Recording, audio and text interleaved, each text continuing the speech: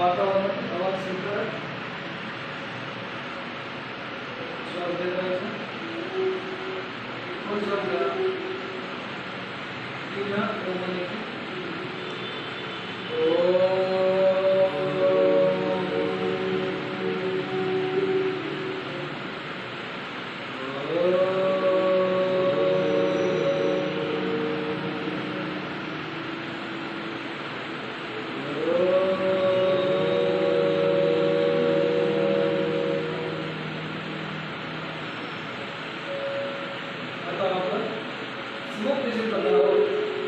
Counselling करत असताना मनात त्या भावना ठेवायच्या नाही.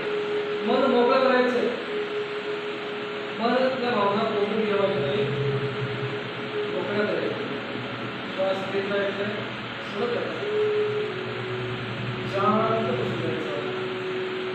आपलं हे शरीर ईश्वराने अनमोल अशी देणगी आहे.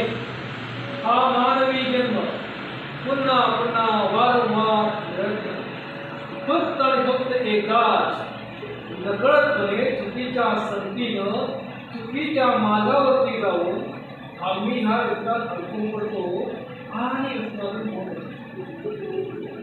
मनुष्याचं जीवन जगत असताना संगत कुणाची करायची हेच मानवाला समजत नाही.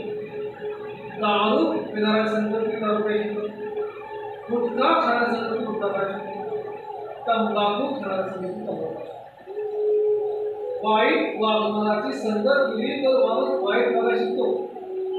श्रीरामाच्या सानिध्यामध्ये हनुमान धन्य झाले की कृष्णाच्या संगतीत अर्जुन सर्वात श्रेष्ठ असा विचार करला. पण सर्वात श्रेष्ठ असतानाही कर्ण आणि भीष्म यांचा दुर्योधनाच्या संगतीत नाश झाला.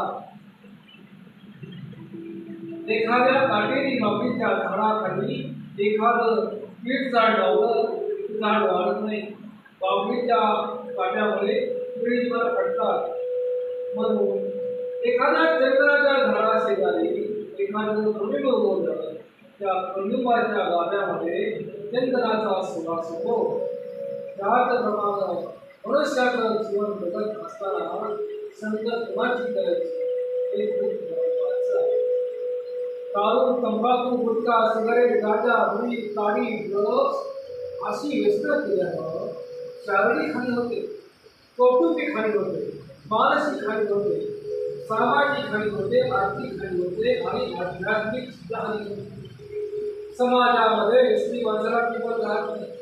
त्या व्यसनी म्हणतात, दारू पिणारा बेवडा म्हणतात, बेवडा म्हणतात.